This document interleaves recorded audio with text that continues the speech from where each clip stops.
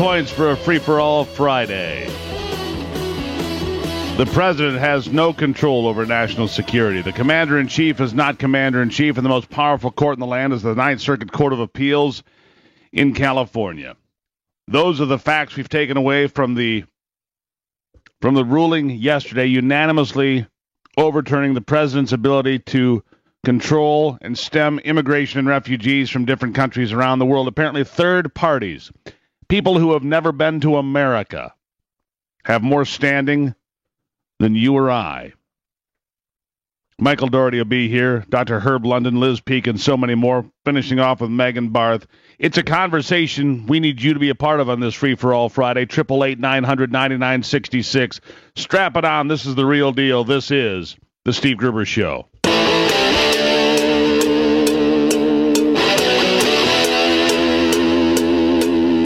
This is Common Sense Radio. Straightforward and no excuses. All right. Come on now. This is The Steve Gruber Show. Call me crazy. Oh, yeah. What I said was perfectly right and spot on accurate. Boy's got a mouth like a cannon, always shooting it all. Stop. Yeah, stop. I mean, you're way off script. Got it in me. Gonna quit until it all comes out. Hey, boy. Been along education. Yeah, you know, it's not cynical. It's common sense. Pay attention to me when I'm talking to you. I'm gonna rock the nation. Rock the nation. Genuine, accountable, and raw. Here is Steve Gruber. All right, my friends, it is Free-for-All Friday, and we're going to need to talk this through. Because this is a gravely important day in American history, I believe. A day when the Ninth Circuit Court of Appeals in California becomes the most powerful court in the land. And how is that? Let me explain to you this. When any activist judge can stand up and say, the president's wrong, and issue a ruling, like has happened in the state of Washington a few days ago, and then that ruling goes in front of the Ninth Circuit Court jesters of appeal, and they uphold it because they're wildly left. I mean, this court has been overturned more than any other circuit court in American history, usually unanimously. But while these fools fiddle away, terrorists could be coming to America. And you don't have to take my word for it. You can take the word of, if you choose to, Syrian President Bashar Assad, who told Yahoo News that some of the refugees are definitely terrorists.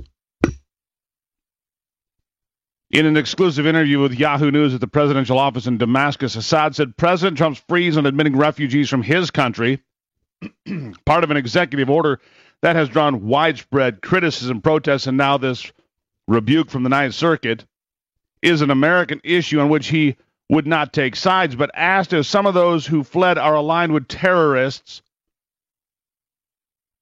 President Assad of Syria did not hesitate and quickly responded, definitely. You can find it on the net, he said. Those terrorists in Syria holding the machine gun are killing people. They appear as peaceful refugees in Europe or in the West. He said he couldn't estimate how many there might be, but he added, you don't need a significant number to commit atrocities. Noting that the 9/11 attacks were pulled off by less than 20 people. More than 3,000 people killed by less than 20 people. Out of millions of immigrants to the United States, so it's not about the number, it's about the quality, it's about the intentions, it's about terrorism. As for the future of Syria's 4.8 million refugees, Assad said, for me, the priority is to bring those citizens to their country, not to help them immigrate. So here we are in a day when the powers of the president to protect you and I, to do one of the things that he is obviously obligated to do by the Constitution, which is protect this country from threats, foreign and domestic. The Ninth Circuit Court of Appeals, in an unprecedented move, has moved to reject. So here's what I suggest. They have some notion that somehow college kids and professors And people that aren't even here, they have some notion that somehow a person living in Somalia, a person living in Somalia who's never been to the United States, is not a citizen of the United States, somehow that person has standing and is more important than you. That's my understanding. Because the state of Washington otherwise would not have, as they say, standing in a court of law. They're representing a third party who is theoretical. People that have never been to the United States do not have constitutional rights. I'm sick and tired of hearing this. This notion, this is what you hear from the left all the time. It violates the Constitution. No, it doesn't. When foreigners arrive in America, they have some constitutional rights like due process. But they do not have full constitutional rights until they are United States citizens, and they certainly have no constitutional rights at all if they live in a foreign country. Period. So maybe what the president ought to do is ban all immigration for 90 days. Stop it all. Shut it all down. If you shut it all down, we can get past this silly conversation about being a Muslim ban or a target on Muslims. Maybe we get past that part of the conversation. I'm sure some aggrieved judge in the state of Washington or California would soon step up and issue a federal restraining order against the president. I'm sure the Ninth Circuit Court Justices of Appeal would follow suit because they are the most powerful court in America. They have taken the power away from the United States Supreme Court, at least at this point. The question being is, does the president take this matter to the Supreme Court with only 8 members, knowing full well that it is a court with at least 4 left-leaning justices, or what do they do? Does he rewrite the order? Some suggest that he should cut it into about 4 pieces. But I know this. We can't let them all in. Right now we bring in a million a year. 1 million immigrants a year come to America legally to get green cards. Senator Tom Cotton says that should be cut in half. Maybe you should cut deeper. Because legal immigration takes away opportunities from people as well. Do we want the best and the brightest? We do. But we're not required to take everybody unless you listen to the Ninth Circuit. It's time to say enough. So maybe we shut it all down. Pull the plug altogether. Time for a bold move, Mr. President. Time for a bold move. Stop wasting your time on Twitter and get serious about what you're doing. 14 after. What are your thoughts? 888-900. 9966. 888-900. 9966. We'll be right back.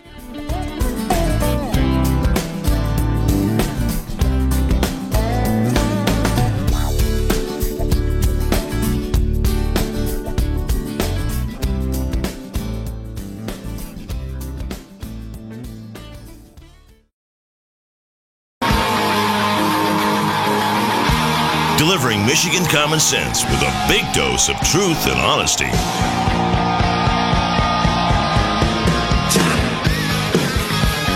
Welcome to the jungle.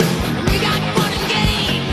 We got everything you want. How do we know the names? We are the people that can... The Ninth Circuit Court of Appeals does not have access to the daily intelligence provided by the various agencies to the President of the United States. No foreigner has a constitutional right to enter the United States, and courts should never second-guess the sensitive national security decisions of the President. That's the bottom line. Who did you say was on the line there? Oh, yeah. Thank you, Alex. Good morning, Alex. Ron is on the line in Virginia. I missed it on my screen there. Ron, welcome to the program. Good morning. As usual, you were spot on with your comments. I'd like to know why the states of Minnesota and Washington think they can wage war on their legal citizens by denying them access to some of these highly lucrative paying jobs. Minnesota, I'm not sure. The companies that they're trying to protect are some of the wealthiest companies in the world, and they can certainly afford to pay a little bit more for Americans if that's what it takes, rather than bring in foreigners to do the work. Yeah, it has nothing to do with any of that. You know that, Ron.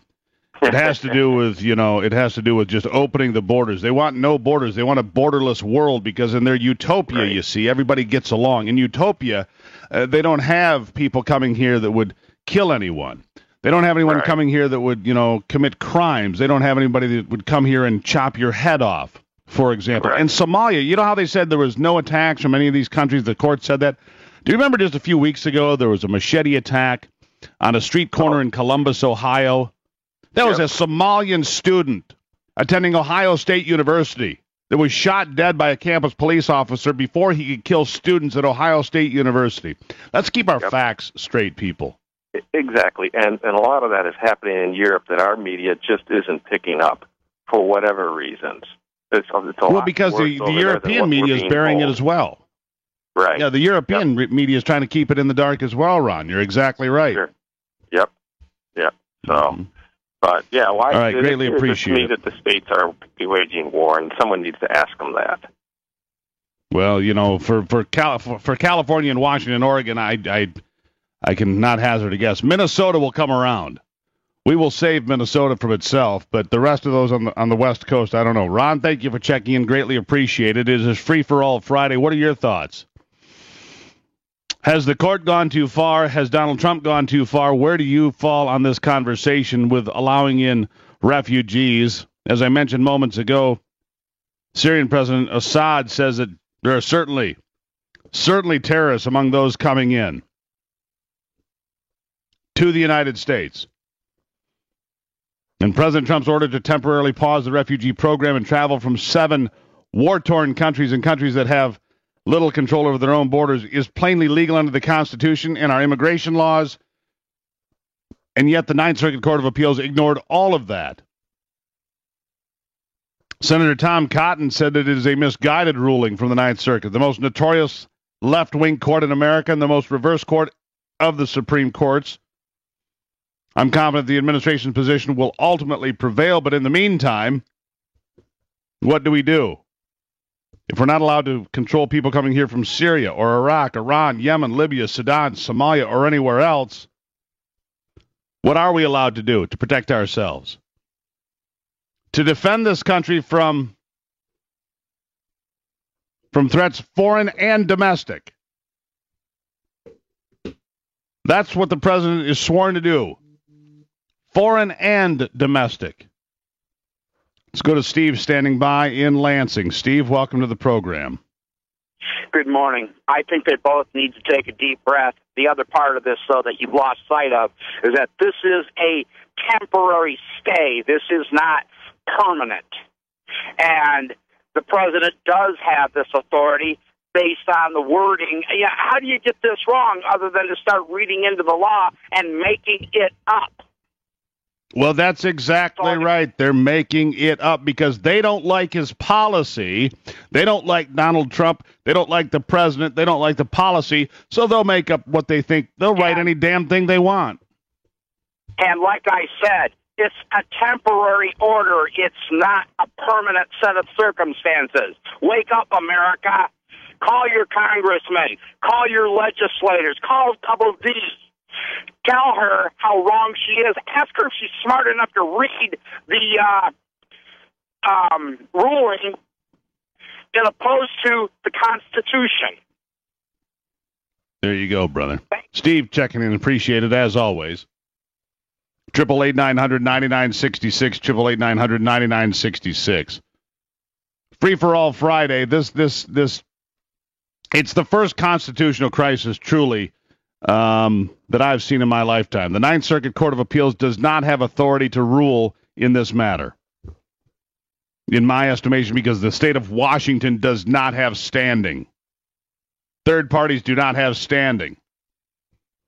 The Ninth Circuit Court jesters, they presented a whole new argument. The argument is something like, This land is not your land. This land is not my land. This land is their land.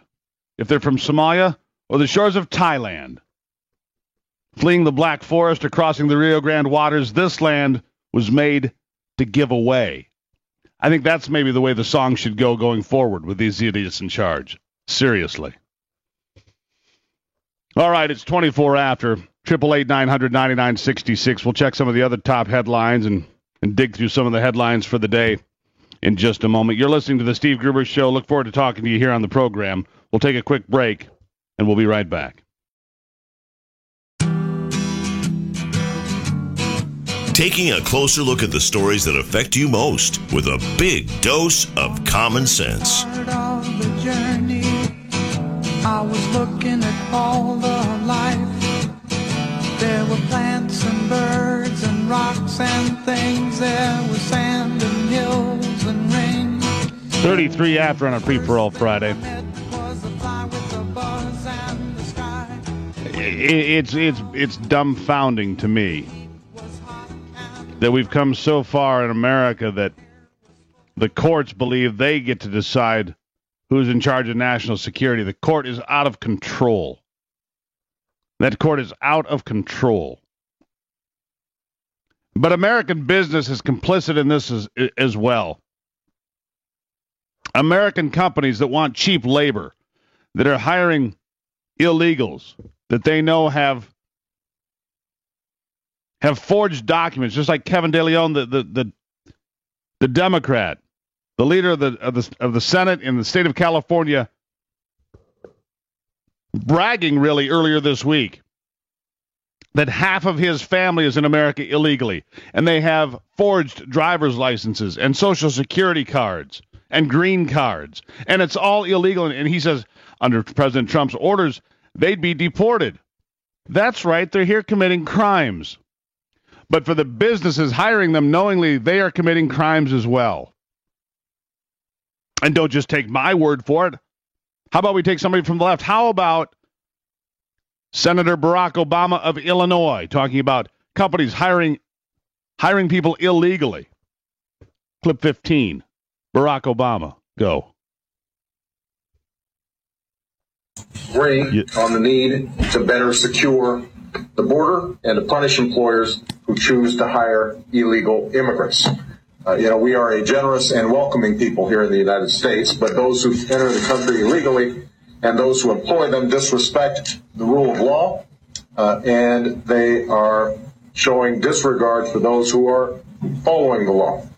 We simply cannot allow people to pour into the United States undetected, undocumented, unchecked, and circumventing the line of people who are waiting patiently, diligently, and lawfully to become immigrants. You know, I'd vote for a guy who had a message like that, if it were honest. But here we are. Same guy, a few years later, with a totally different message. 888-900-9966. All right, so the guy who is replacing Jeff Sessions in Alabama, the Attorney General of Alabama, elevated now to a new job, Republican Luther Strange, who is now Senator Strange. And that's what we call the most unfortunate name of the day. Senator Strange of Alabama, who was going to run anyway, longtime Attorney General there, was planning on running for the office when Jeff Sessions stepped down. This just makes it easier. He was going to run in 2018. This just makes it easier on him, so there it is. Senator Strange has been sworn in by Orrin Hatch, giving the Republicans their majority. It continues. It continues now. As many of us are distracted, me included, by this ruling by the Ninth Circuit Court of Appeals saying that basically the president doesn't have control over our borders. The president isn't allowed to enforce national security. The president isn't allowed to dictate how we defend and protect this nation. While that's going on, President Trump is also working on announcing a big league tax cut, he says, and just the announcement of this yesterday sent Wall Street just soaring. No, Wall Street, the Dow, soaring yesterday, just on the announcement. Because that's how much power this president has when it comes to business. When he says he can cut taxes and make America more business friendly, well, stocks go soaring. We're ahead of schedule, he said, and we're going to be announcing something, I would say, over the next 2 or 3 weeks that will be phenomenal. The president's comment also had an effect on the value of the U.S. dollar against world currencies. The administration had gotten pushback a day earlier from website proprietor Matt Drudge. Drudge, of course, an influential media figure for conservatives for sure. Trump regularly lauded during the campaign. But Drudge was basically saying, where is everybody? Where are the tax cuts? Republican Party should be sued for fraud. No discussion of tax cuts. Just lots of crazy back to basics, guys. That's what Drudge tweeted out on a day filled with fallout from the Senate silencing people like Elizabeth Warren, which we still appreciate. Tax reform has also been a top priority for House Speaker Paul Ryan and others in the GOP congressional majority, which has been anxious to slash taxes and regulations now that it finally has an ally in the White House. Trump pledging to cut the top corporate tax rate from 35% to as low as 15%, but he's offered no real details yet. That has been since modified a bit. Maybe 20%, but the point is, if you're a small business owner right now listening, you're going, yeah, I'll take that all day long. Because that means maybe another employee or a part-time employee or a new piece of equipment, something to help you compete at a higher level. That's what it's all about. Cutting taxes means more people go to work, more capital gets injected into the system, and with more capital, more people work. And when more people work, more wealth is created. Wealth is not created by government. It's created by hard work, sweat, and toil. And so when you unleash those engines, here it comes. And the greatest economic engine in the world is called the United States economy. Furthermore, if Donald Trump gets serious and brings home this $2 or $3 trillion, maybe even more, of profits from American corporations sitting offshore because the cost of bringing it back to America is too high in their estimation. If he lowers that tax rate, the repatriation rate of that money, that'll bring trillions, with a T, trillions of dollars into the American economy. And the GDP will increase 3, 4, 5%. I guarantee it. You bring back that $3 trillion, and this economy will really start to hum. Now, having said that, the Democrats will still try to block him at every stop along the way. So what we need Republicans in the House and Senate to start working at the speed of Trump, not him waiting for them to catch up. They need to put in the hours like he's putting in. They need to pick up the pace. They need to get serious. This is what the American people voted for. This is what they want. They want tax cuts. They want the economy improved. They want the nation defended from terrorism and the invasion of illegal aliens. They want to strengthen this nation, not weaken it. And they want the Congress and the Senate of the United States to keep up with Donald Trump. That's what I see today.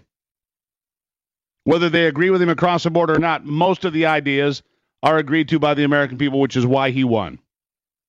Nobody agrees with everybody all the time, but the majority of the core ideas, be it the economy, be it national security, be it whatever it may be, the core ideas, the core principles are what this country voted for. It's time to start sending some bills to the desk of the president. Delivering Michigan common sense with a big dose of truth and honesty. Got you with the cocaine, found with your gun. No smooth face and lawyer could get you undone. Say love ain't the same on the south side of town. You could look, but you ain't gonna find Hi, Dave. A new game. There's a new game now, brought to you by the Ninth Circuit Court Jesters of Appeal. Michael Doherty, senior writer for Cyber Defense Magazine, and, well, just an all-around, just a smart guy. Michael Doherty here, super brain Michael Doherty here on the program. Doherty, welcome back. Wow, is that all I get? Was super brain the smartest guy ever on the program? That's all you get? I wish, I think we would be, yeah, that's good. I hope my mom's listening. Thank you very much. How you doing? Yes. Vanity, my favorite sin. I'm extremely Oh, Lord. Anyway. All right, so the Ninth Circuit, I like to call them the court jesters of the Ninth Circuit. This is unprecedented. This is unheard of. It's the court's out of control. Does the president not have the right to defend this nation? And if he does, why could they stand in his way? Because when liberals think they're right, everything else is secondary, including the rule of law. And so this is why the Ninth Circuit is the most overturned circuit in the country. And this is the hypocrisy of the left. You know, it's like, okay, everything should be right and you're terrible if you fight back. But since we're right, anarchy reigns. And the ruling here, the judges ignored their role, refused to repair the whole order, which they could have done, and they should have done as their job to do, but they just said they weren't going to do it. And then I love their justification about why the state has got standing was because both schools have a mission of global engagement and rely on such visiting students, scholars, and faculty to advance their educational goals. That's what they said blah, blah. Standing. Yeah, unless it's a third party does not have standing. A third party that's never been to America does not have standing. Period. So I want to go back to something that was suggested. Standing. Yeah, I want to go back to something that was suggested in 1998. And it came close in 98, but I think the discussion should be held now. I think the Ninth Circuit Court of Appeals, which represents more than 20% of the United States now, population-wise, by the way, should be split in half. And that you would create the brand new 12th Circuit Court of Appeals, and the Ninth Circuit would include California, Oregon, and Hawaii. And the new court would include the rest of the states, including Montana, Arizona, Alaska, and so forth. I mean, this idea was put forth in the second term of Bill Clinton. It came close. Maybe it's time to re-entertain that idea. Oh, that'd be a great idea, and it'd be the kind of thing that Trump would just love to do. But and listen, judges, there's not a judge in the country that doesn't think they're overworked. I mean, you know, that's a whole nother topic. So they were like, yeah. It takes rulings take a year and a half to come back from the Ninth Circuit on average. A year and a half. That's the average. So, I mean, there's real reasons to do this. The caseload is unbelievable. There's 25 justices and a year and a half to get it back. Go.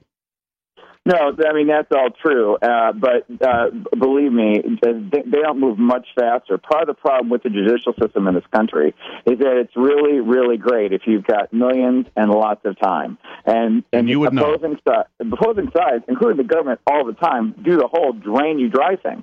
Forget justice. We're just gonna make sure you're on this track so long that by the time you get up there, you're out of breath or dead. And so that's another issue with how fast they move. But, you know, that's a whole other story about, you know, lawyers and judges do not live on the same clock that we live in. They live in an alternative universe that they create in their brain about their second year of law school. And, you know, and that's the other side of this criticism of the Ninth Circuit judges. I just laugh at how thin their skin is about being criticized because they live in an echo chamber of lifetime appointments. And, you know, who really knows the judges that are on the ballot if you're voting for a judge, if you're in a state that has judge elections? They're very insular, and so, you know, a little accountability ain't bad. No, I don't think it's too bad at all, and I think that we need to rein this Ninth Circuit. I mean, it's the running joke. It's the Ninth Circus. It's this, it's that. It's the court jesters of the Ninth, whatever it may be. The most overturned court in America. Something needs to be done about this. It needs to be reined. Why are we wasting everybody's time all the time, running it up to the Supreme Court? Now, I don't know what happens if this goes to the Supreme Court. It should be an 8-0 ruling. But again, ideology, like you just said, when liberals think they're right, Nothing else matters, including the rule of law. Does Trump take this to the Supreme Court, or does he take a more radical approach and say, listen, let's just shut down all immigration altogether? That way there's no concern about, which nations they're coming from, and we'll sort it all out. Well, here's the difference. I think there's a little fire-ready aim on this whole thing, looking at the DOJ and who they put up to argue the case, which couldn't have been worse. The guy who's going to go down is like, you got to be kidding me. You blew. The whole thing should have been, here's the Constitution. This is the president's right. Have a nice day. but sell the rest. Yeah, exactly. Yeah, but instead, we've got the start of. I heard suggested yesterday that he should just put another one out today, clean it up, and release it out today, and that's it. This whole standing issue is dangerous, though, and we'll see the timing of when Gorsuch gets appointed, because it's dangerous when we see the judicial system so politicized. It's very dangerous, and and Roberts decided to show that wasn't the case by voting for Obamacare. So I know the alternative makes me nervous. Yeah. We'll balance this out. We'll tie ourselves in a pretzel and create a tax for one doesn't exist, or whatever we call it. Oh, man. Anyhow. We're living, but Trump is taking them all on at once, and I hope he's got stamina, because he really is. He does have. The good news is he does have stamina, and I think that it'd be nice if the Congress worked at the speed of Trump. That would be nice. Anyhow, Michael, I got to run. Doherty, always a pleasure. Tell your mom I said you really nice things about you, all right? Yeah, I know. I need Alex. I need a videotape. I'm not videotape the whole thing. Go take your medicine. Michael Doherty, everybody.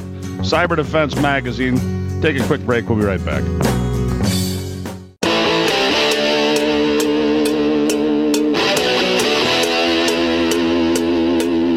This is Common Sense Radio. Straightforward and no excuses. All right. Come on now. This is the Steve Gruber Show. Call me crazy. Oh, yeah. What I said was perfectly right and spot on accurate. Boy's got a mouth like a cannon, always shooting it all. Stop. Yeah, stop. I mean, you're way off script. Got it in me, gonna quit until it all comes out. Hey, boy. Been a long education. Yeah, it's not cynical. It's common sense.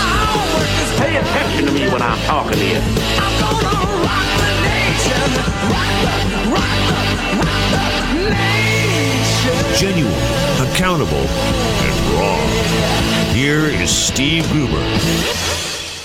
It is Free for All Friday. Glad to have you with us today. A lot to talk about with this Ninth Circuit Court of Appeals ruling keeping in place a temporary restraining order preventing the President of the United States from restricting travel of refugees and immigrants from 7 countries. He had put into place as a temporary ban that was struck down by a federal judge in the state of Washington, which I contend does not have standing. I don't believe the Ninth Circuit has standing to do what they've done here.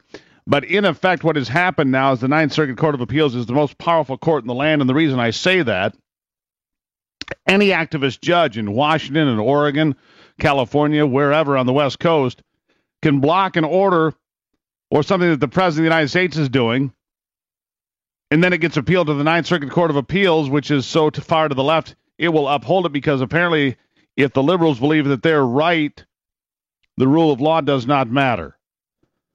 Byron Henry here, constitutional scholar, to see if I'm on the money or not. Byron, welcome back to the program. Great to be with you, Steve. Am I on the right track here or not? Because it seems to me that the Ninth Circuit Court of Appeals right now is more powerful than the U.S. Supreme Court, at least for today.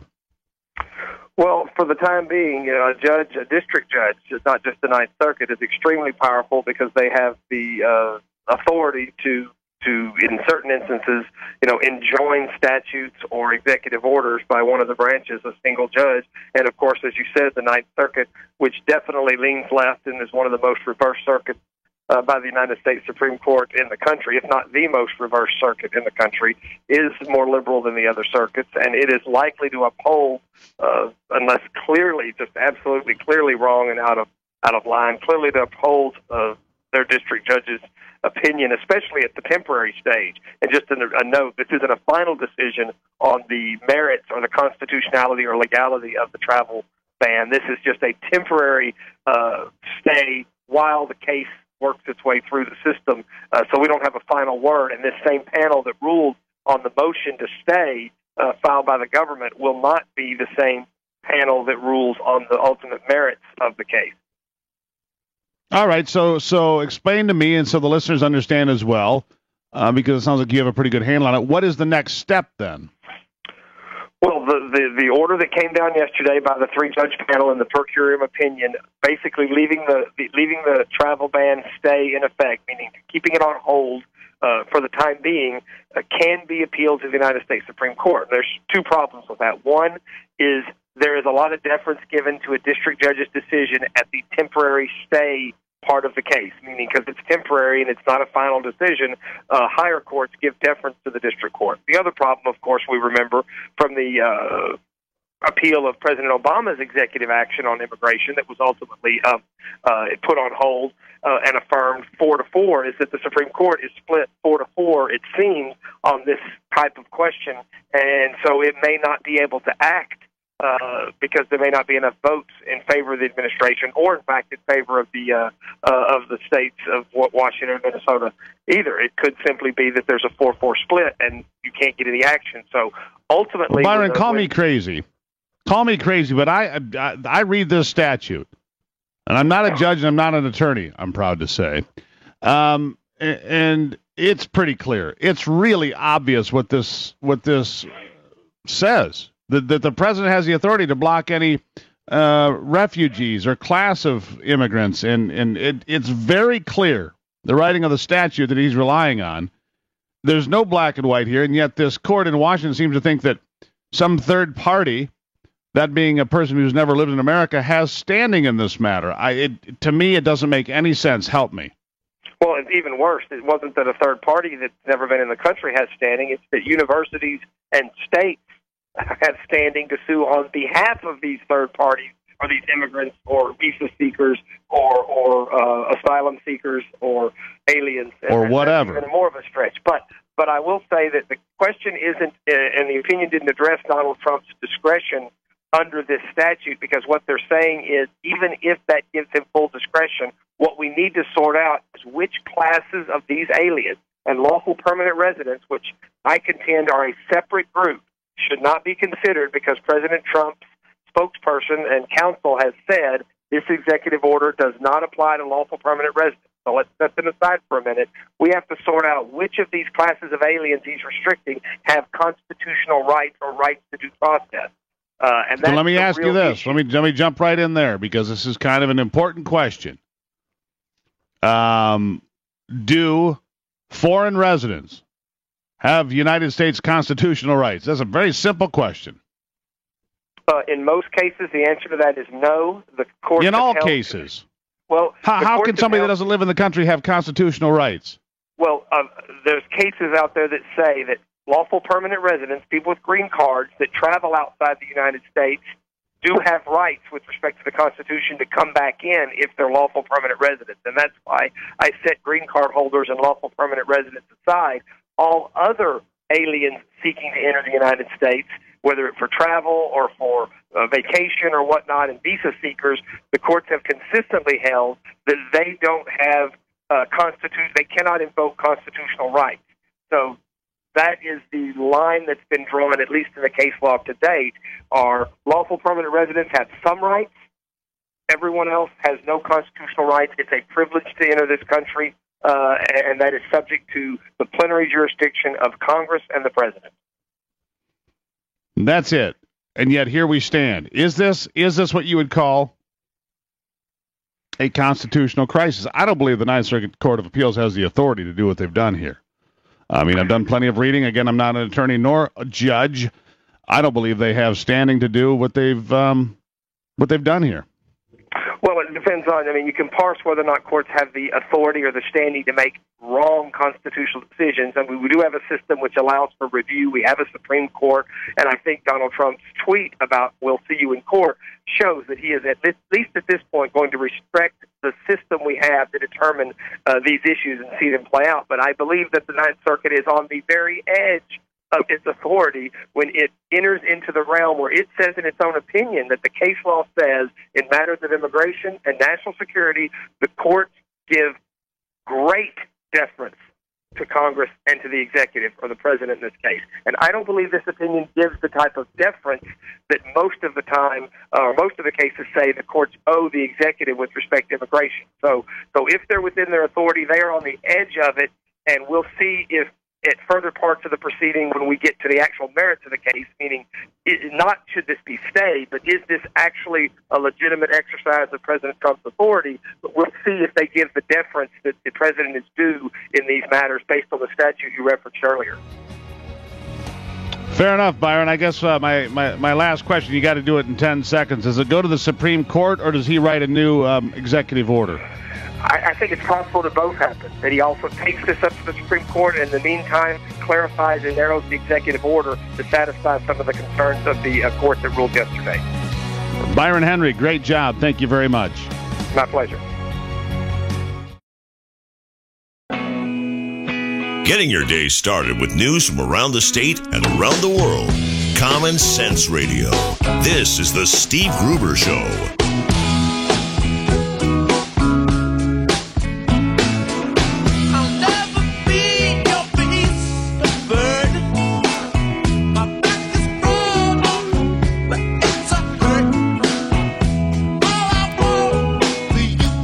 It's 18 after. You know, let's move from one executive order to another, shall we? Let's move from one executive order to another. Phil Kerpen, the president of the American Commitment, joining me now. And Donald Trump's executive order hopefully making it easier for some Americans to find an insurance plan that fits their needs. Phil, welcome to the program. Glad to have you back. Hey, great to be with you. I'm sorry, are you at the circus? No, I'm at the breakfast table, but I just told the kids they need to be quiet, so I apologize for that. Oh, you know what? We all have kids, we all have lives, and we all get it. It's perfectly fine, Phil. Give me an idea here. Obviously, you have President Trump in one battle over an executive order, and I wonder if every executive order he hands down is now going to get challenged by a federal district judge somewhere on the West Coast, so that it can be battled by the Ninth Circuit Court of Appeals. Do you think that's a possibility?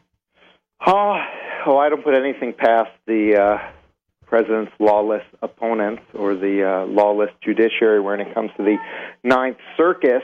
But working in his favor in the Obamacare area is that anything you can imagine to stretch and twist that law to the breaking point was probably already tried during the Obama administration. So there's an awful lot of precedent for rewriting Obamacare on the fly, and that I think will make it much harder to challenge the deregulatory moves of the Trump administration.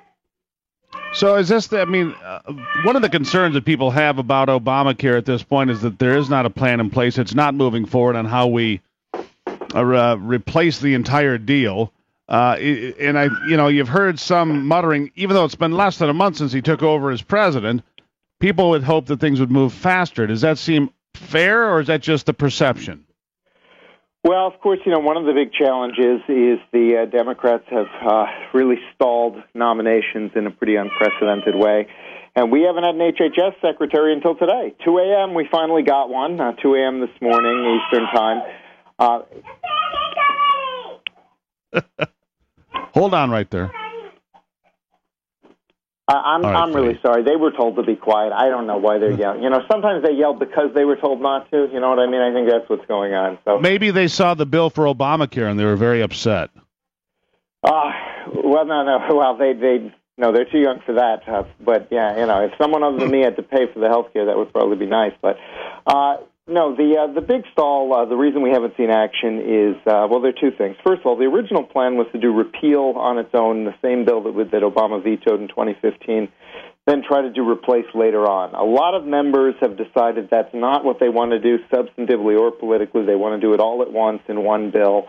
And so they're sort of having the internal discussions now on what replace elements can work through the budget reconciliation process to avoid a filibuster so they can do it all in one bill, and there are probably going to be at least three major elements to that. A big expansion of health savings accounts, a block grant to the states to cover people with pre-existing conditions and other high-cost people, and some form of tax credit. And that will all work in concert with the regulatory relief that's going to come from the Trump administration, because there are a lot of Obamacare regulations that they can't get at through the budget process. And so that's really where it's important that this executive order be given some meat on the bone, some specifics. And I think we're going to start seeing that really soon, because the delay on that has been that we haven't had an HHS secretary, and today we finally have one. So I'm hoping that as soon as next week we'll start to see the specifics on the regulatory relief that's coming from the administration. Excellent. Well, I greatly appreciate it, Phil, and I think that it would. We've got a long way to go, and I'm concerned that too many executive orders and they get gummed up in the works. So time to look for, with the new HHS secretary, and time to look for actual legislation coming down the pipe, don't you think?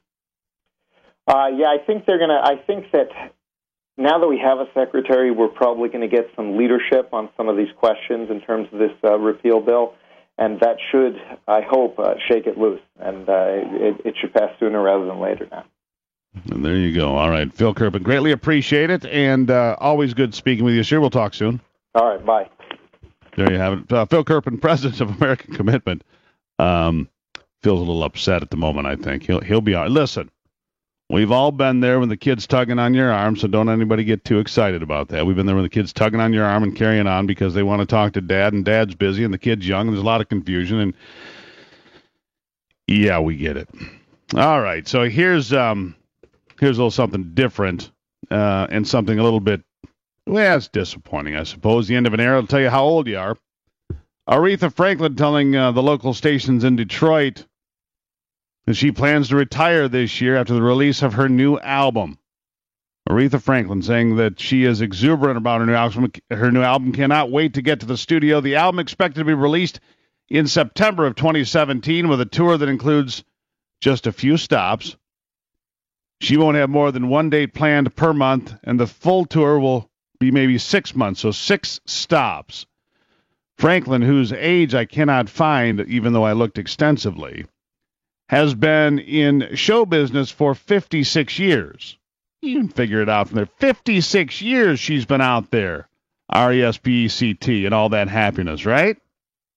Yeah, Aretha Franklin stepping down and saying this is the last time she's going on to her one stop per month because, listen, her voice, what she does to it, it takes a month to relax and rest it and try it again. We'll see if she gets through 6 actual tour stops. We've got that. And here's something else. If you use Uber or Lyft or any of those deals, make sure you after you've had a couple of cocktails before you go piling into the car, make sure it's your driver. Apparently there's some really awkward exchanges going on because people, see a car come rolling up. Oh, there's a Toyota. Jump in. Wrong car. And why the hell are you in my car? Who are you? Yeah, some shocking, awkward exchanges for folks when people think it's their Uber driver or Lyft driver. Just be careful out there. I mean, the person might not have a sense of humor like I do. They might not see it as cute and funny. Be careful, my friends. Free for All Friday. I'll be right back.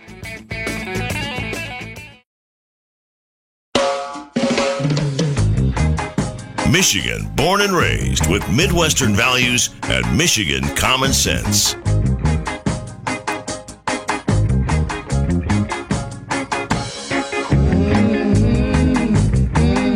Well, at least we don't live in boring times, right?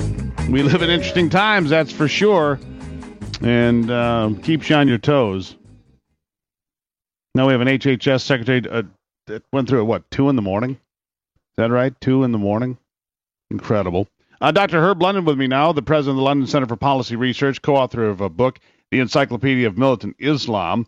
Doctor, welcome back to the program. Well, pleasure to be with you. Thank you. So Dr. Price has now been selected as the Secretary of Health and Human Services. Slowly but surely, despite the Democrat opposition and obstruction, Donald Trump is getting his cabinet in place, although we're nearly a month into his administration. We're getting there. Well, one of the things that I've said on your program before is that despite all of the controversy surrounding these hearings, that all of these people are going to be accepted, and they have been. There hasn't been any exception. So, again, a lot of this is Sturm und Drang. There's drama associated with it.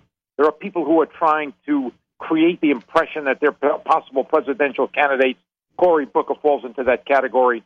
So they're using this as a stage. And I think it's important to keep in mind that this is like a kabuki dance. People are trying to show various aspects of their personality, but it had nothing at all to do with the ultimate selection of the candidates. I'm not sure that kabuki dancing is a good way to demonstrate one's personality, but I'll keep that in mind, Doctor. Again, let's say it's hidden personality. Yeah, fair enough. The dancer that comes out of me on a Friday night, I don't want to put that up for public office. I'm just saying. All right, so let's talk about Iran, because they're certainly being provocative on pretty much a daily basis, because they see right now probably the chaos that everybody else sees in America, and the battles going on back and forth, and the ruling from the Ninth Circuit and other things. But they're launching missiles. They're being provocative. They've got their military. They're posturing. They're puffing up their chest. This is not encouraging to me. What do you see? Well, it's certainly not encouraging. I mean, these provocations are designed to test the Trump administration. They want to see whether, in fact, there will be some sort of response. My feeling is that it is an interesting test. Mike Flynn made it perfectly clear that the Iranian government is on notice. There's no doubt that there will be steps that are taken. If, in fact, you continue to get these provocations, we will probably freeze all Iranian assets to the degree that's possible. We'll try to introduce sanctions to the degree that is possible. We will certainly engage in some saber-rattling of our own, possibly bringing the Seventh Fleet into the Gulf of Hormuz. And then we'll probably knock out a few of these very fast little boats that the Iranians have put together in the Gulf of Hormuz as well. And then, of course, there is the likely and possible attack on their nuclear facilities. That's all likely. But again, these are escalation steps. They do not happen all at once. And again, it should be done proportionately and sensibly. We don't want to engage in a casus belli where there's another war in the Middle East. But I do think that the United States is obliged to respond based on everything that Mike Flynn has already said. Well, and, here's the thing. What about this thing with Mike Flynn talking to the Russians? That just came up in the last 24 hours as well, talking about sanctions and different concerns. The claim is before the election and before the inauguration. What do you make of that? Well, one of the things that I think is necessary here is that the Russians have engaged in an understanding with the Iranians and with Hezbollah. And it's one of the reasons why the Russians have been unable to insinuate themselves into the affairs of the Middle East. But it's also true that the Russians over the long term cannot rely on that Iranian relationship. They've got a problem with militant Islam of their own. And so they're not going to rely on the Iranians. This is a matter of some discussion, and should be a matter of some discussion between the United States and the Russians. Whether, in fact, it could lead to some sort of constraint that is placed on the Iranians by the Russian government remains to be seen. But I think it is an appropriate point of conversation. Yeah, clearly.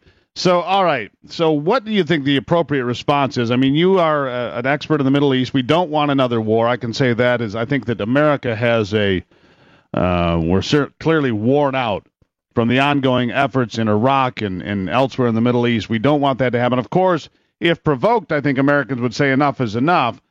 But what do you suggest would be a good course of action for this president to try to, say, listen, here's the line, Iran. Here's how much we're willing to tolerate. Here's what we won't tolerate. But stopping short of getting into a shooting war, what's it going to take for Donald Trump as president with Flynn and Mattis and others to say that's all? That's as far as we can go. How do we get there? Well, one of the things that I think you ought to consider right at the outset is the very fact that all of the petrodollars in the Middle East are really transactions in American dollars. As a consequence, the Iranians need those dollars when they sell their oil. If they cannot get those dollars, they're tremendously constrained.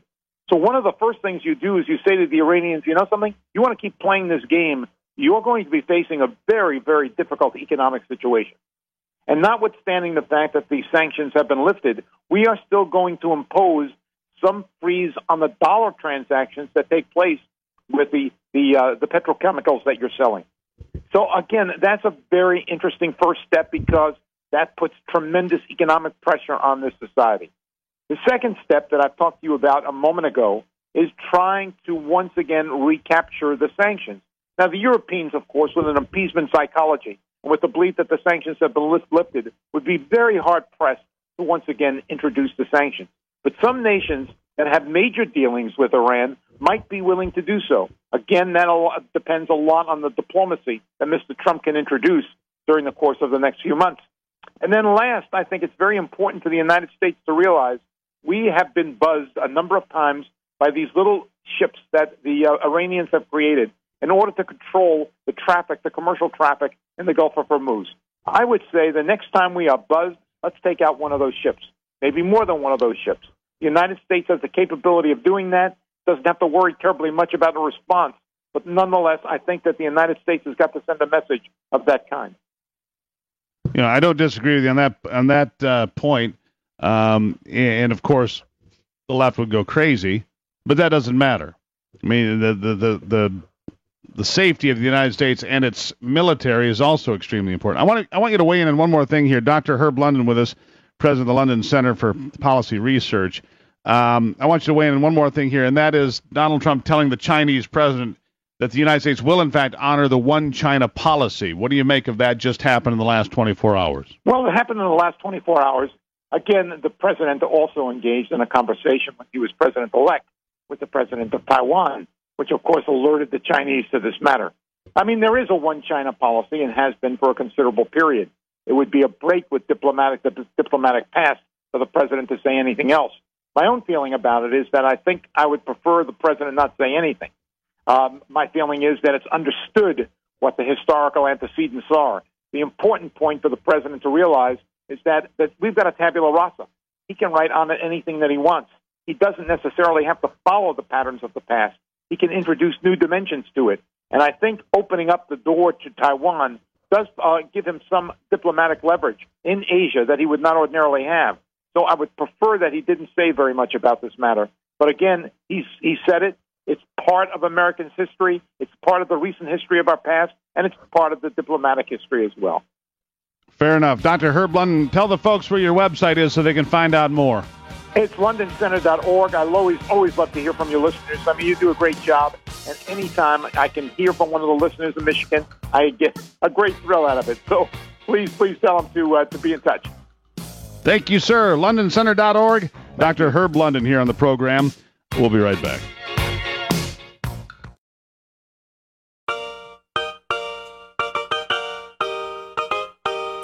Taking a closer look at the stories that affect you most with a big dose of common sense. All right, you're welcome to join the conversation at 888-900-9966. 888-900-9966. Jackie checking in from Kalamazoo today before we get to our next guest. Jackie, welcome to the program. What's on your mind? Hello, Jackie, are you there? Yes, I am. There you go. How are you? I'm good. How are you? Good. What's on your mind today? So I found it very interesting, the one China policy, because I deal globally every day and I try to stay alert in the political world. But it really begs the question for me if part of our encouragement to not honor that policy is frankly due to the fact of Chinese ownership of a great amount of our infrastructure in North America.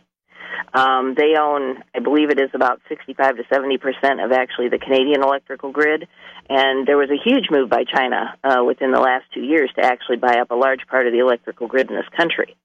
My gut feeling is that we should never, ever give up control of those resources, but I kind of have to wonder if that is not some of the driving force between the continued diplomacy regarding that policy.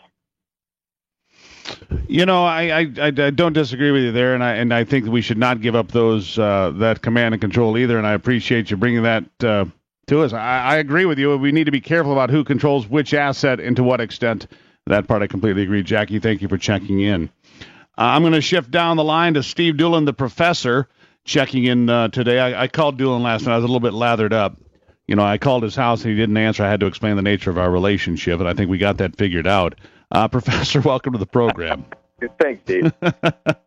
Well, you know, let's go over this again, just so the listeners understand. I call, you answer. See, that's how that's supposed to work, not blow it off. Not, look, it's Gruber calling. I'm just going to ditch the call. That's not the way that's supposed to work.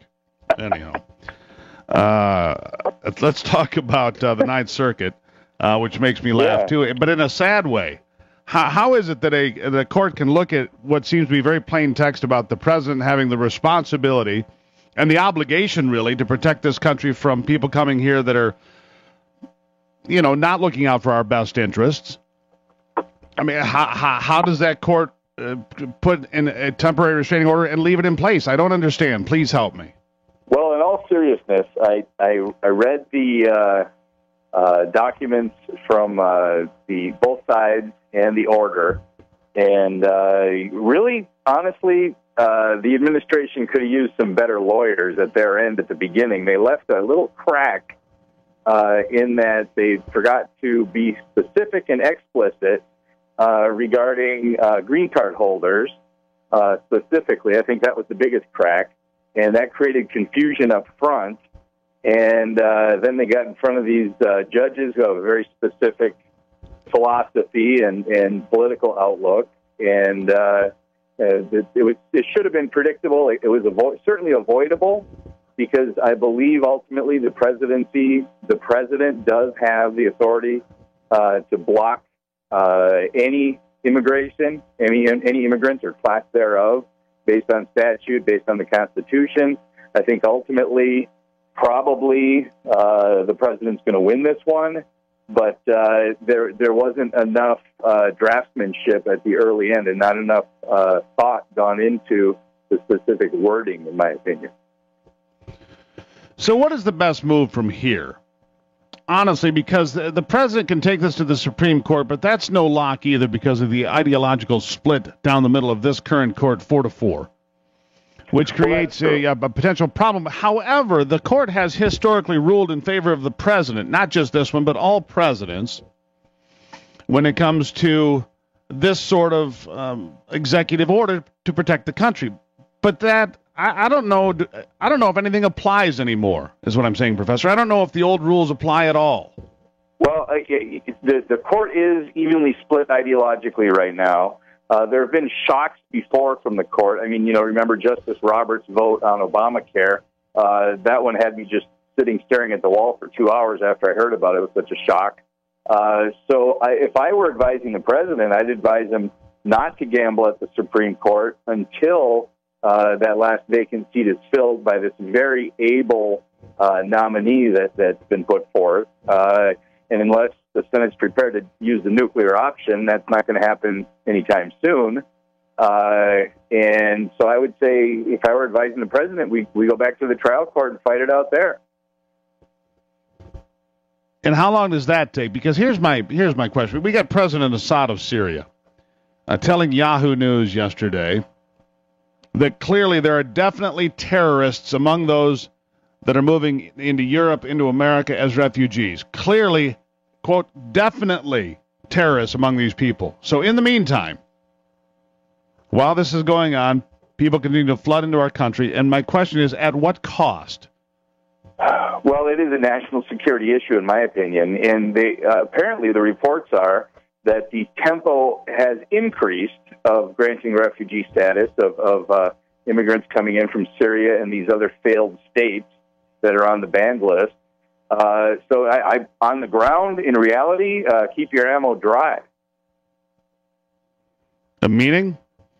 Meaning we're risking allowing one of these terrorists pretending to be refugees, or more, not just one, but at least one, it only takes one, to get in, especially during this period when everybody's trying to rush in before the door closes.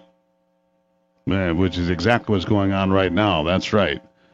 People trying to rush the door, and with the limited amount of protection we have, it concerns me. I guess right now I'm of the belief, and you're the professor, but it looks to me like the Ninth Circuit Court of Appeals is currently the most powerful court in America, because any judge, a federal district judge, can block something the president does, and because liberals, it appears, don't care about the rule of law, they just say, well, we're right, and therefore we're going to rule with the district court judge. That creates just a very dangerous precedent. I'll give you the last word. 10 seconds. 10 seconds. Don't get me wrong. Just because I think the original order needed better drafting doesn't mean I think the Ninth Circuit was right. They were clearly wrong. They granted standing simply based on the fact that these states happen to have universities there. I totally agree with you. Professor, have a great weekend. Professor Doolin here on the program. Thank you, sir. Thank you, Steve. Back in a moment.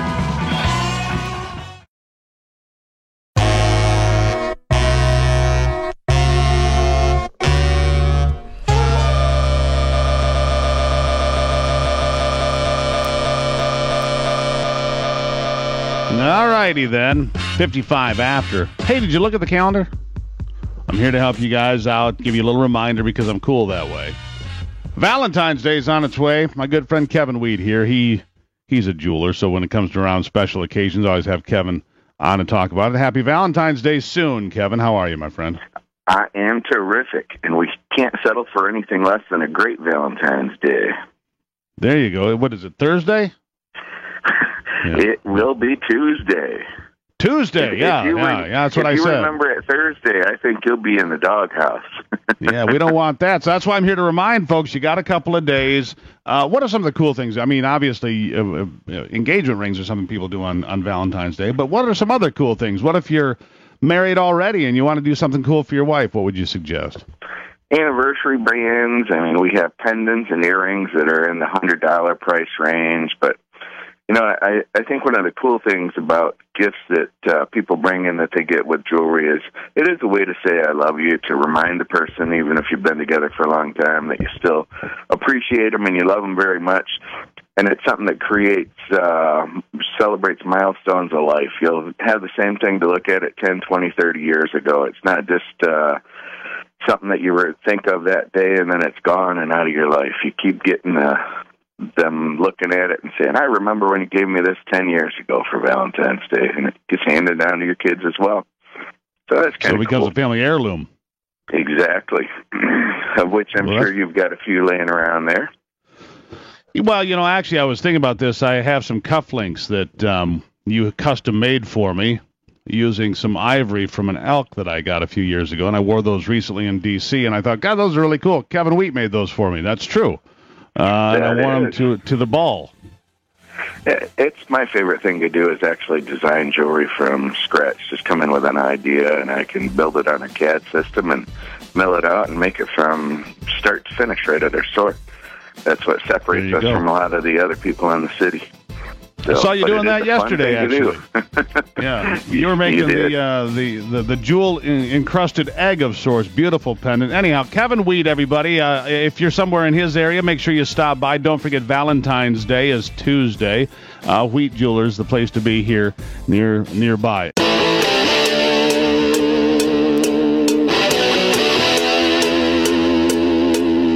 This is Common Sense Radio. Straightforward and no excuses. All right. Come on now. This is the Steve Gruber Show. Call me crazy. Oh, yeah. What I said was perfectly right and spot on accurate. Boy's got a mouth like a cannon, always shooting it all. Stop. Yeah,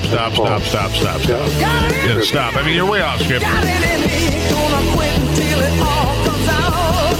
Hey, boy. Been a long education. Yeah, you know, it's not cynical. It's common sense. Pay attention to me when I'm talking to you. I'm gonna rock the nation.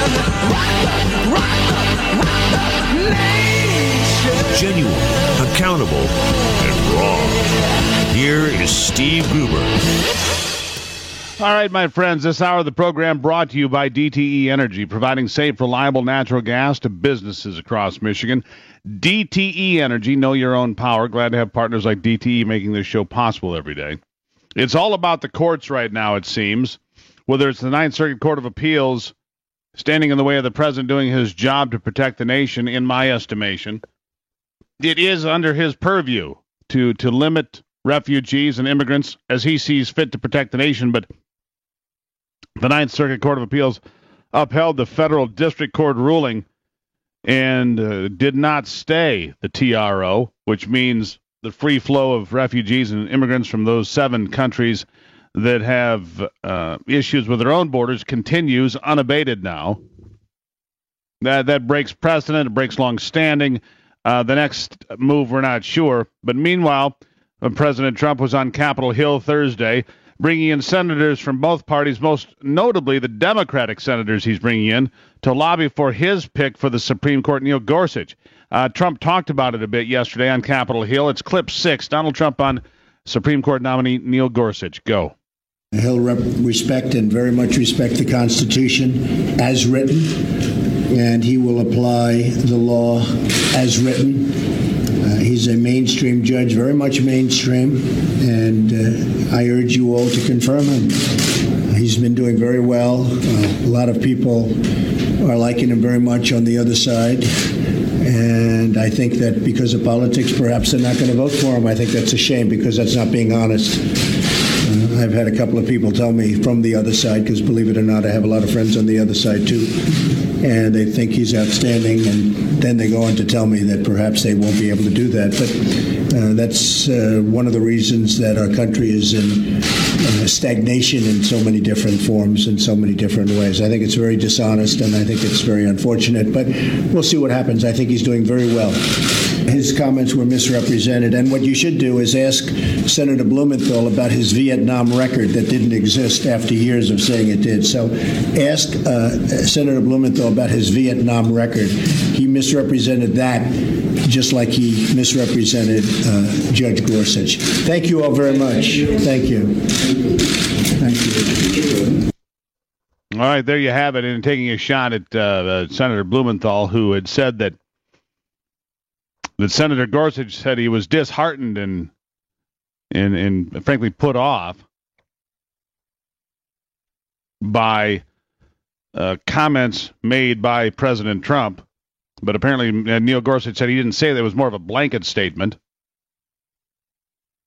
More of a blanket statement, and says, not really what he had meant, but Blumenthal standing by his comments, the president standing by his comments, and guess what? Those two aren't going to be friends, and I doubt that Blumenthal is ever going to vote for Neil Gorsuch to be on the Supreme Court anyway, so what difference does it really make? Meanwhile, Cory Booker, who is positioning to be a candidate for president of the United States, he picked up on the same conversation saying that he respects Gorsuch, and I wonder if it was just a maneuver by Gorsuch to make a comment like that potentially,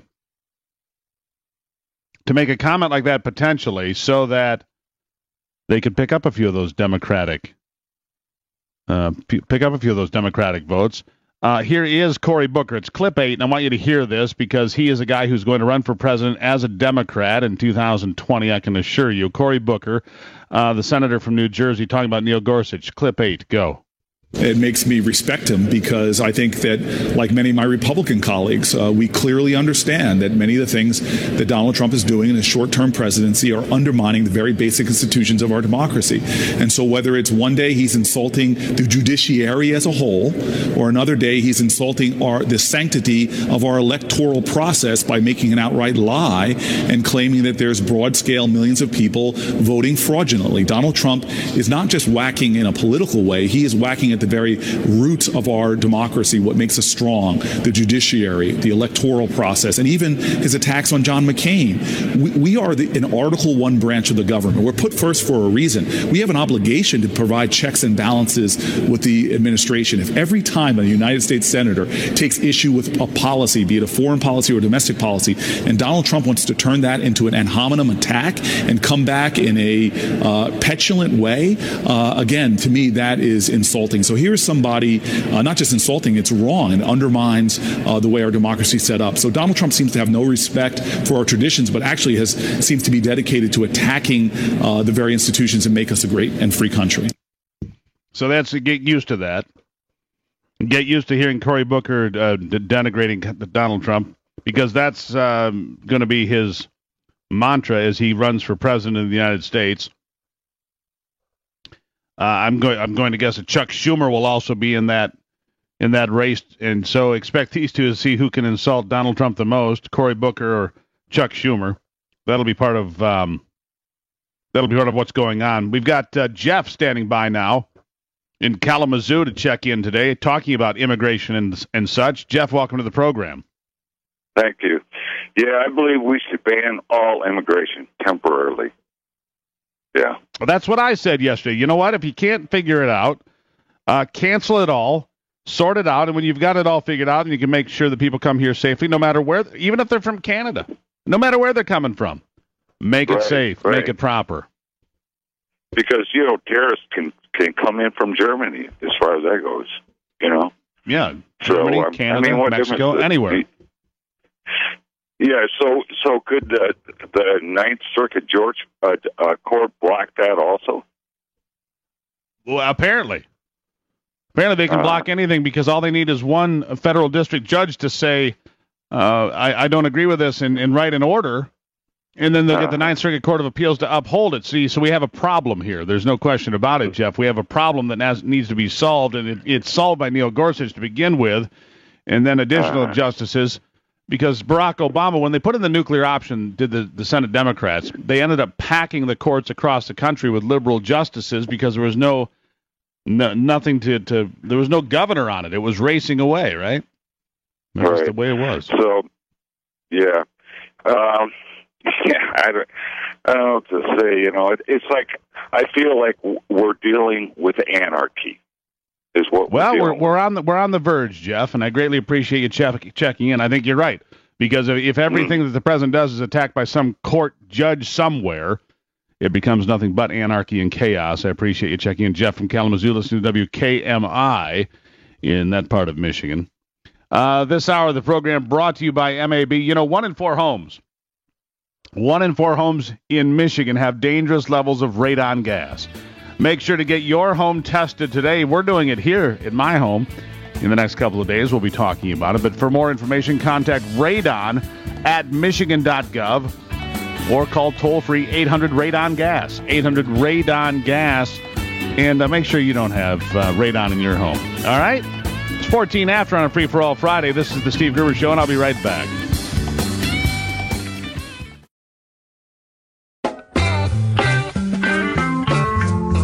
Keeping you in touch with Michigan and the world.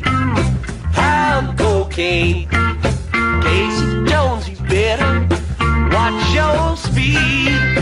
All right, it's Friday here on the program. Oh, there's trouble ahead and a little bit behind. That's true. Welcome back to the program, Steve Gruber Show. My next guest, Liz Peek, columnist for Fox News and Fiscal Times. Liz, welcome to the program. Good morning. Thanks for having me.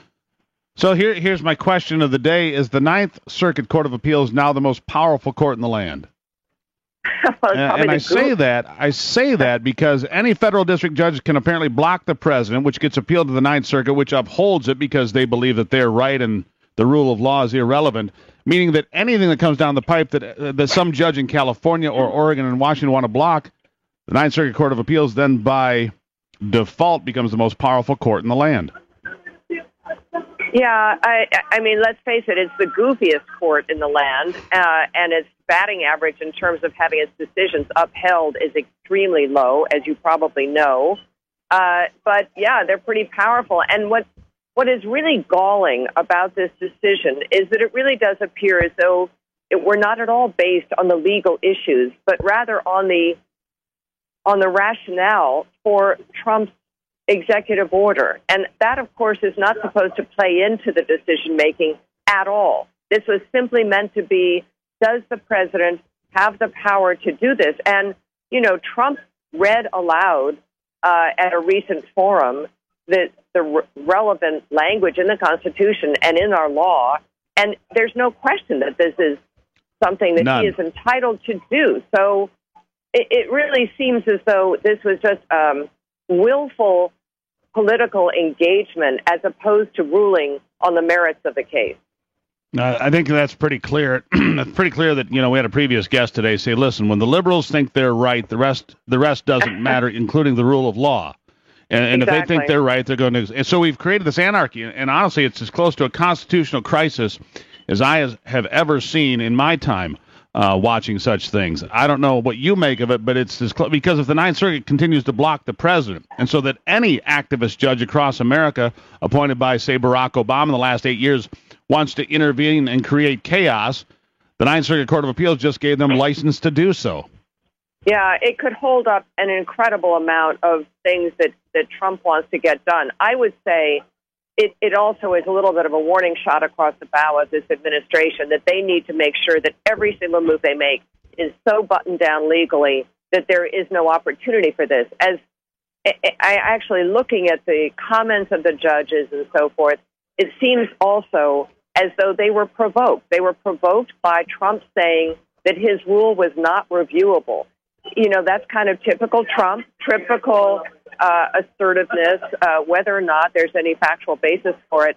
And it was a mistake. And I think going forward and having Jeff Sessions now in place, et cetera, my guess is they're going to be incredibly careful. And in fact, they could go back, as you know, on this decision, and the judges kind of open the door for a narrower executive order. Maybe they'll do that in the hopes that, the judges then would have absolutely no rationale for overturning it. But I got to say, it is a little scary to me. I think a lot of reasonable people around the country just sort of said, what? How can this possibly be that this wacko group of court judges has the opportunity to step between the president and national security? I don't get it. Right. The courts, that's not their job. It's not their job to protect the nation from threats, foreign and domestic. I mean, that is the president's job. It's his oath of office. It's the core of what he is supposed to do, and they're interfering with that because they think they know better. And apparently some third party being represented by a university in the state of Washington, a third party that is not even named, it has more standing than the president of the United States, which is absurd. Well, and they don't know anything about national security. That's, that's the other That's kind right. of preposterous assumption here. They have not been schooled in it. Their questions, I'm sure you listened to their questions of the government's lawyer. They asserted that. They basically said, well, wait, have you had any problems like this? They don't know the background. But again, that is completely irrelevant to this decision. Yeah. And that's what makes it so alarming. I'm not sure if that judge from the DOJ, or that lawyer, excuse me, from the DOJ has a job today. He was, calling him weak would be being polite. He was about as bad as I've ever heard. At any rate, let me ask you this, because back in 1998, during the second term of Bill Clinton's presidency, there was a movement afoot to split the Ninth Circuit in half because it's simply too large. It represents more than 20% of the American public. And I think now is the time to revisit that, break it in half, put California, Oregon, and Hawaii in one circuit, maybe Washington, or put them all in the other group of states, Alaska, Arizona, Montana, in a new 12th Court of Appeals, and split it in half. I mean, it's appropriate because it takes a year and a half to get a decision out of the Ninth. It's a wacko court, as you put it. Maybe it's time to clean it up. Maybe that's something Donald Trump can look to do. Yeah, I don't know what the procedure is for doing that. There is talk about doing that. And I would say also this, so many arguments come out of, and legal cases come out of California all by itself, environmental issues and immigrant issues and so forth, that would make a certain amount of sense to me. The court is clearly overburdened, as you point out. The delays in getting judgments is enormously long. So I don't really see any reason why that wouldn't make sense. However, someone's ox always gets gored, and this group, as you point out, has a lot of power right now.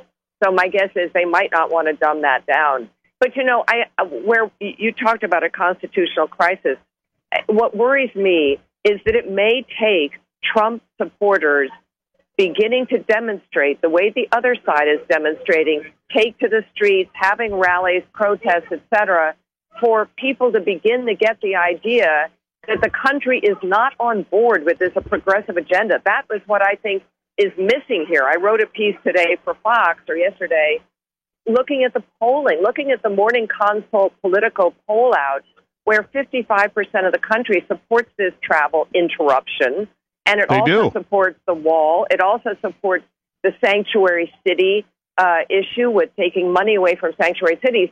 But all true. There are those people. Those people aren't out in the streets. And I can't tell you how many people tweet me and say, how can you say that? Look at the protests. That is now become the measure of popular support. And that's inappropriate. But you know what? I'm beginning to think the Tea Party needs to get back out there.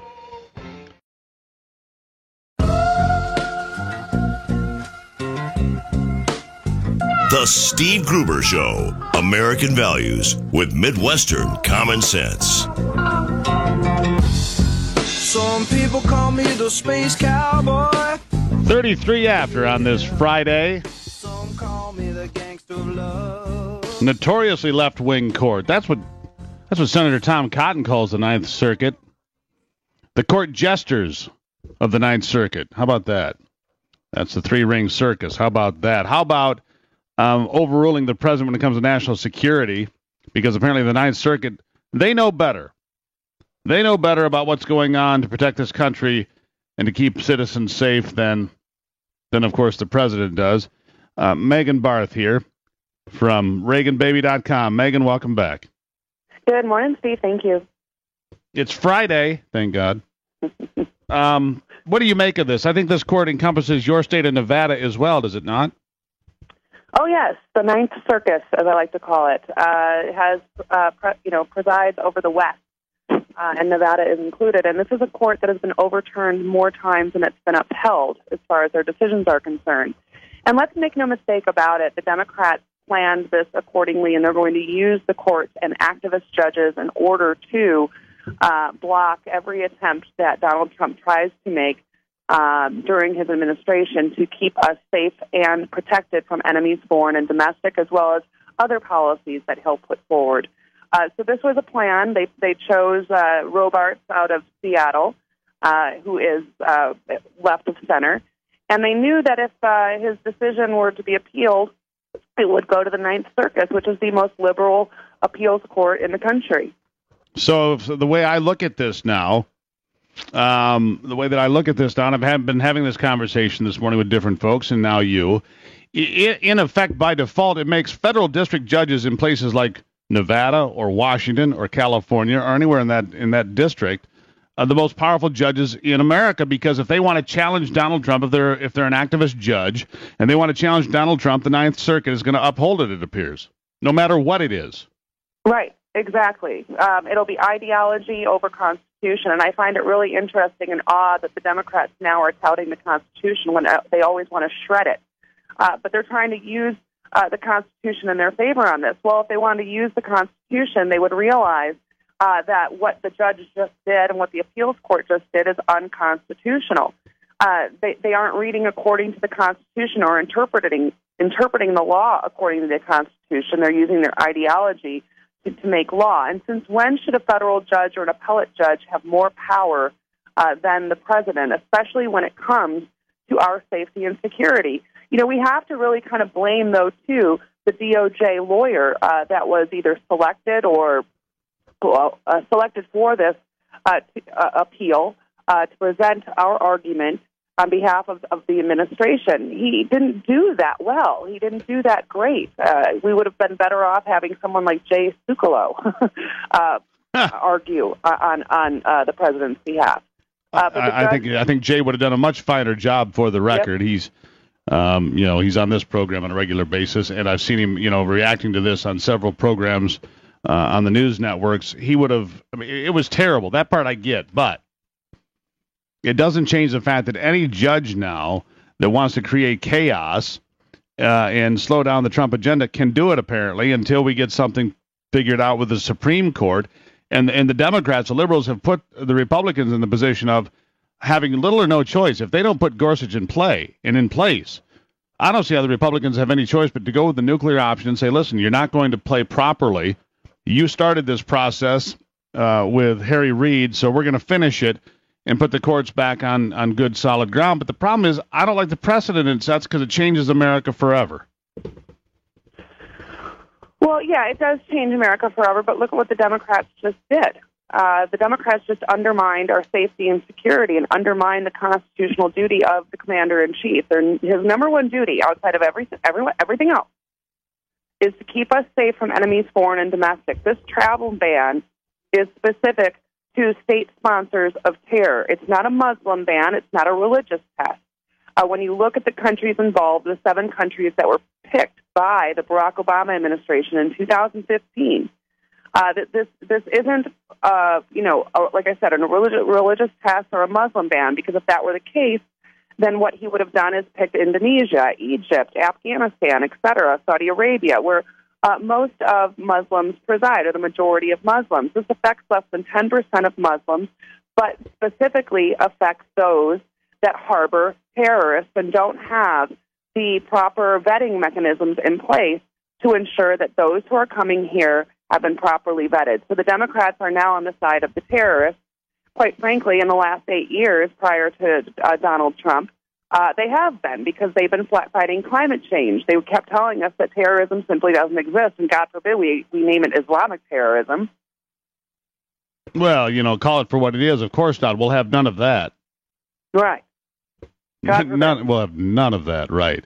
Okay, then. So What is the proper approach for the president in your estimation? Does he go to the Supreme Court now and assume that the Supreme Court's going to actually follow precedent and strike down the Ninth Circuit 8-0? Does he rewrite the executive order? Does he find a better person to argue it when it becomes problematic now that Jeff Sessions is in place? I'm sorry, but the young man that was there arguing that we listened to in oral arguments, I felt sorry for him. He seemed woefully unprepared and inadequate for the job. Well, clearly, you'll argue with anybody over anything at any time. I get it. Exactly. I appreciate that. You listen to me, Your Honor. I've got something to say. I got it, Megan. Exactly. But seriously, what do you think is the next step? I think what they should do is rewrite the executive order and play with the courts just as much as the Democrats are playing with the courts, tie them up a little bit, because ultimately, whether you like it or not, Steve, I think we're going to have to use the nuclear option because we already know that the Democrats are going to, quote-unquote, resist, and that's their new motto, resist Donald Trump at every turn and obstruct him at every turn. So the only chance that they've given us to really, start this administration out on the right foot and get something done on behalf of the American people is to exercise the nuclear option. And that would put, obviously, Neil Gorsuch on the court. Now, yesterday, the president held a roundtable, including several Democratic senators at the table. I can tell you right now, Joe Manchin will be the first Democrat that's going to vote in favor of Neil Gorsuch. I don't think Senator Blumenthal is going to be at the table, despite, the big kerfluffle. I'm going to say that he's kerfluffled out. Blumenthal's not going to be. Just a guess. What do you think? Am I crazy? No, and I love how Donald Trump hit him on Twitter, and I love that that's his tool in order to do so, because these folks like Blumenthal are just absolute rotten liars, and they use the military when they need to make themselves look good. And so Blumenthal deserved the shame which rained upon him through Donald Trump's Twitter account. But those Democrats that are going to keep going further left with the likes of Elizabeth Warren, and those Democrats that are in red states, right, that flipped from blue states, are in a quandary. They've got now a leftist party, basically left of Stalin, communist or communist light. Where are they going to go? So that's why you see Manchin cozying up to Donald Trump, because at least there is some common sense. We have some common sense Democrats left in Congress. Not too many, but some. And so, we'll see if they have to exercise the nuclear option for Gorsuch. But Jay Sekulow did say, immediately rewrite the executive order and put it back into place and start operating accordingly. Start operating again. Now, hold that thought, Megan. Yep. Got to take a break. Jay's right about that. Take a break. Megan Barth from ReaganBaby.com. Back in a moment on the Steve Gruber Show.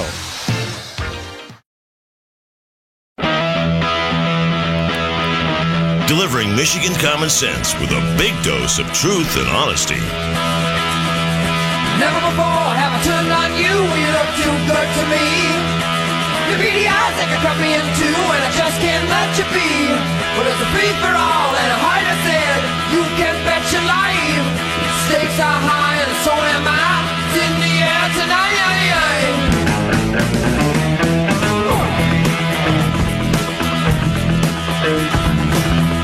45 after on this Free-for-All Friday. You can still join the conversation. You can ask Megan a tough question, whatever works for you. Megan Barth here from ReaganBaby.com. And all right, so there's been a lot of talk, and I don't know the procedure, but there's been conversation now, and it dates back to 1998 most recently, to split the Ninth Circuit Court of Appeals in two because it's too big, covers too big of an area, and honestly, it's too far to the left, and the majority of the cases come from California, environmental challenges and all sorts of things that a lot of the country doesn't really care to be involved with oftentimes. If you broke it in half, you put California, Oregon, Hawaii, and maybe, a couple of the island groups together, the North Marianas Islands and so forth. You could put those together. There's the 9th. The new 12th Circuit Court of Appeals would be Alaska and Montana, probably Washington, Arizona, Nevada, that group of states. You'd have a new Court of Appeals, which would balance the world out. Megan Barth, what do you think of that plan? I don't think it's bad at all. Like I said, this court has been overturned more times than it's been upheld as far as their decisions are concerned, because they are very left of center. And they are the types of progressive judges and activist judges, mostly appointed by Democrats, that do not uphold the Constitution, unless it bends to their will and to their ideology. So it's not a bad idea. And there you go, because something has to occur here that pushes this back. Meanwhile, I don't know if you saw these comments from President Assad from Syria. He told Yahoo News yesterday during an interview that some of these refugees are, quote, definitely terrorists. I mean, Bashar Assad is saying these are definitely terrorists that are being exported to Europe and the United States, and yet we have a court out there usurping the power and the authority of the President of the United States to protect this nation in the best way he sees fit. I think another way to go, Megan, is to shut it all down. Shut it all down. Don't target any country. Just say no immigration, no refugees from anywhere until we figure this out.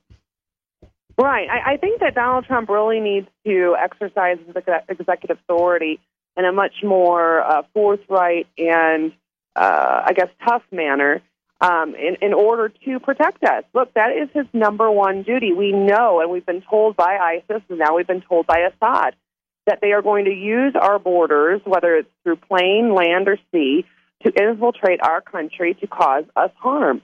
And so the powers of the president, as we saw under Barack Obama, and we all said, look, he's acting outside of his duty by exercising his executive authority, whether he did it on DACA or DAPA or many of the other laws that he passed outside of Congress. I think that when it comes to our safety and security, Donald Trump needs to take a much stronger stand, rise above the courts, and do what needs to be done. And if that means to ban all immigration until we figure out who is here and who's trying to come in, by all means, go right ahead and do it. Because right now we know, according to Pew, we have at least 500,000 people that have overstayed their visas. We don't know who they are. We don't know where they are. We also know, according to Assad, as well as others, that we do have ISIS penetrating our borders, and we do have 1,000 ongoing FBI investigations of a variety of terrorist cells in this country. It's just a matter of What happens, do you think? What happens, do you think, if there is an attack somewhere in America anytime during the balance of Donald Trump's presidency, and it's linked back to this time, to a refugee that comes in? I mean, do you think that gets the attention of the people on the left, or they just ignore it and pretend it doesn't happen? No, they're going to blame Donald Trump, just like they blamed Bush for 9/11. That was never Clinton's fault. So this, it's just like the spontaneous terrorist attack on 9/11. Well, no, actually, that took a lot of planning. And we can trace it back all the way to even Carter, if you'd like to.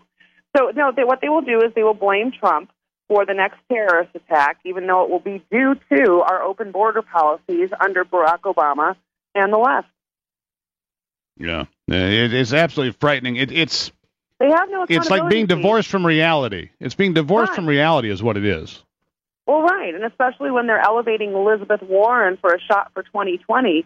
I mean, talk about divorce from reality. Yeah, no kidding.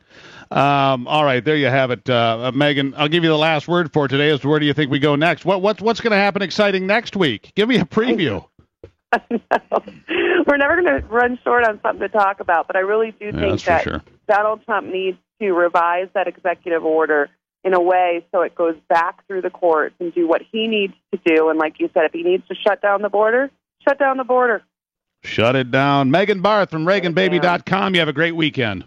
Thank you. You too. There you have it. Let's jump to Todd. He's standing by on the hotline real quick. Todd in Whitmore Lake, what's on your mind? Yeah, good morning. Hey, with everything about this immigration going on, just shut it down, just like you've said and other people have said, because we're getting so many diseases that are coming in that we have eradicated. Now, I'm hearing about scarlet fever now. This is ridiculous. Shut it down. Yeah, I'm okay with that. Pull the plug, shut it down, bring it to a close. I think somebody in politics is going to have to get sick. Jimmy Hiawatha. I love that name. Yeah, you entertain me, Todd. Thank you very much. The phone number is 888-900-9966, 888-900-9966. I'll slide a couple more calls in before we call it a week. What an interesting week it's been. And just when you think it can't get any more exciting, well, there it is. Another great week in politics in Washington. Here's another story I want to share with you. Crazy story. 400 whales beached on a remote beach in New Zealand. About 275 dead when they were found. People still working to save the remaining 140 or so whales. Not in good condition, though. Why do pilot whales do that? Interesting story to look up. Something interesting today on this Friday. It's the Steve Gruber Show.